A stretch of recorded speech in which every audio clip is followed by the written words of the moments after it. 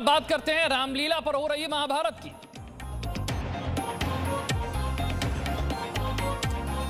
और अब महाराष्ट्र में रामलीला पर सियासत गरमा गई है। बीजेपी ने मुख्यमंत्री उद्धव ठाकरे को चिट्ठी लिखी है। बीजेपी के विधायक राम कदम ने उद्धव ठाकरे को यह चिट्ठी लिखी है। रामलीला के आयोजन को अनुमति देने की मांग की गई है। इस चिट्ठी के जरिए सिर्फ राम के नाम पर राजनीति करती है बीजेपी, ये शिवसेना कह रही है। रामलीला को लेकर अब यह महाभारत चल रही है। महाराष्ट्र में रामलीला को लेकर राजनीति हो रही है। बीजेपी महाराष्ट्र के मुख्यमंत्री को पर सवाल उठा रही है, उन्हें चिट्ठी लिख रही है।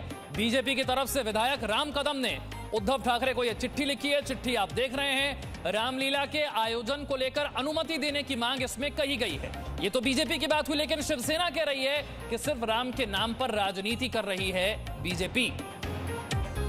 तो राम भक्त, करोड़ों देवी भक्त महाराष्ट्र सरकार से और शिवसेना दल से महाराष्ट्र के मुख्यमंत्री से गुहार लगा रहे हैं कि उन्हें नियमों के तहत रामलीला और देवी मां का कार्यक्रम करने की इजाजत मिले। अब देखना यह है कि हिंदुत्व की भाषा बोलने वाली शिवसेना इन हिंदू भाइयों का, राम भक्तों का जो मांग है उसका सम्मान करती है या अहंकार के कारण इस मांग को भी ठुकराती है।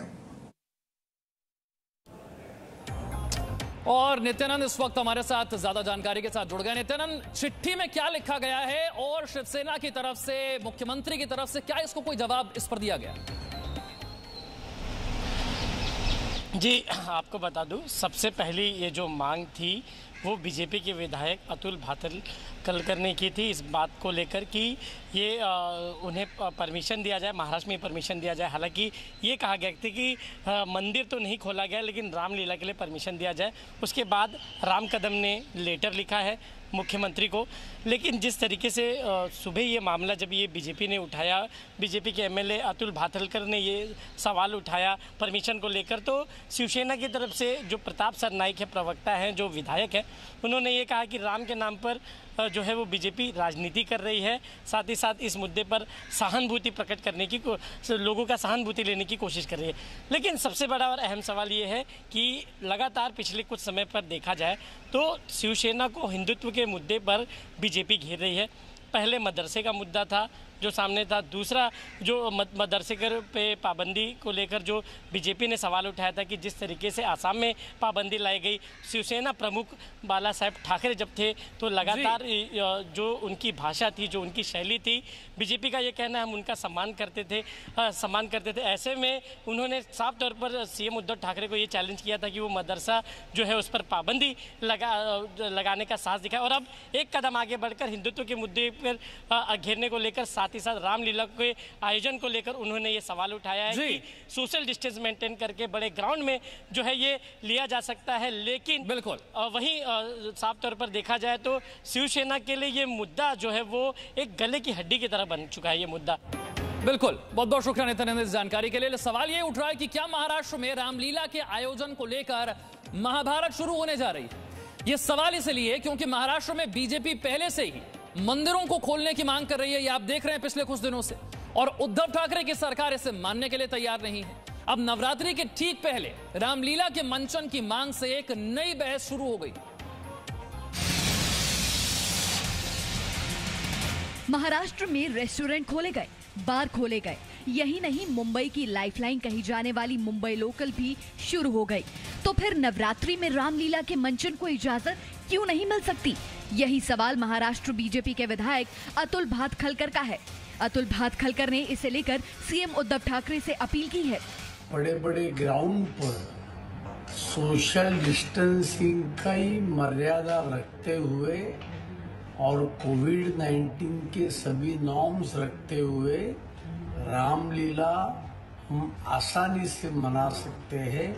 और इसके लिए मैं माननीय मुख्यमंत्री जी से प्रार्थना करूंगा कि रामलीला मनाने के लिए वो परमिशन दे। महाराष्ट्र में मंदिर खोलने को लेकर सियासत पहले ही तेज हो चुकी है। बीजेपी कार्यकर्ता राज्य में मंदिरों को खोलने की मांग कर रहे हैं। इतना ही नहीं, राज्यपाल भगत सिंह कोश्यारी ने भी महाराष्ट्र के बंद पड़े धर्म स्थलों को खुलवाने के लिए सीएम उद्धव ठाकरे को चिट्ठी लिखी है। लेकिन इसके जवाब में शिवसेना नेता संजय राउत ने केंद्र सरकार से पॉलिसी बनाने की मांग कर डाली। ठीक है, बात मंदिर की नहीं है, बात पूरे देश की लॉकडाउन और अनलॉक की। अभी गोवा में भी मंदिर नहीं खुले हैं। गोवा तो देवभूमि है। हरिद्वार में जाइए, कितने मंदिर खुले आप देखिए। ऐसे कि किसी को आनंद तो नहीं है कि मंदिर बंद करके रखिए, भगवान को लॉक करके रखे। जो संकट, जो मजबूरी हमारे ऊपर आई है, इसकी वजह से सब हो रहा है। लोगों की जान माल का रक्षा करना है, हेल्थ का इशू है। अगर मंदिर की बात है तो एक राष्ट्रीय नेशनल पॉलिसी बनानी चाहिए। प्रधानमंत्री ने खुलकर सामने आकर कहना चाहिए कि आज रात 12 बजे सब मंदिर खुलेंगे देश के। नवरात्रि शुरू होने में सिर्फ एक दिन का वक्त बचा है। कोरोना काल के चलते कई चीजों पर प्रतिबंध है, लेकिन बहुत सी चीजें गाइडलाइन के साथ शुरू भी हो चुकी हैं। ऐसे में महाराष्ट्र बीजेपी के विधायक की मांग से एक नई बहस शुरू हो गई है। वैसे भी शिवसेना कह चुकी है, हिंदुत्व उनके सिर्फ मन में है। ब्यूरो रिपोर्ट, जी मीडिया। और बीजेपी की मांग पर शिवसेना के विधायक प्रताप सरनाइक ने कहा है कि पिछले कई सालों से राम के नाम पर वोट बटोरने वाली बीजेपी अब रामलला के नाम पर सहानुभूति की भी मांग कर रही है। पिछले कई सालों से राम के नाम पे वोट बटोरने वाली भारतीय जनता पार्टी के कुछ मुंबई के नेता अब रामलीला के नाम पे लोगों को सहानुभूति लेने की कोशिश कर रही है। मुख्यमंत्री जी से वो मांग कर रही है कि नवरात्रि अभी शुरुआत हो रही है और पिछले कई सालों से रामलीला होते आ रही है मुंबई में, तो रामलीला को परमिशन दी जाए। नित्यानंद लगातार हमारे साथ बने हुए। नित्यानंद, ये तो बीजेपी ने साफ कर दिया है कि वो इस मुद्दे को छोड़ने वाली नहीं है। पहले राज्यपाल वर्सेस मुख्यमंत्री, अब बीजेपी ने भी इस मुद्दे को वैसे ही उठा लिया है। सरकार का स्टैंड क्या है, शिवसेना का स्टैंड क्या है?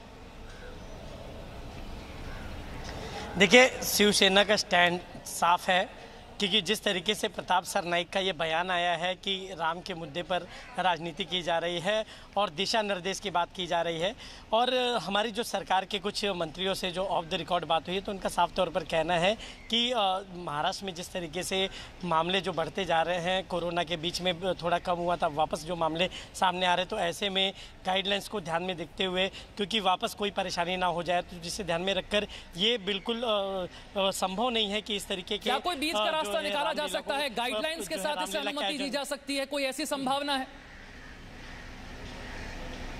जी देखिए, बिल्कुल शिवसेना इस मुद्दे पर तो सोच ही रही है। साथ ही साथ महाराष्ट्र के सीएम उद्धव ठाकरे के लिए भी ये एक बड़ा मुद्दा है।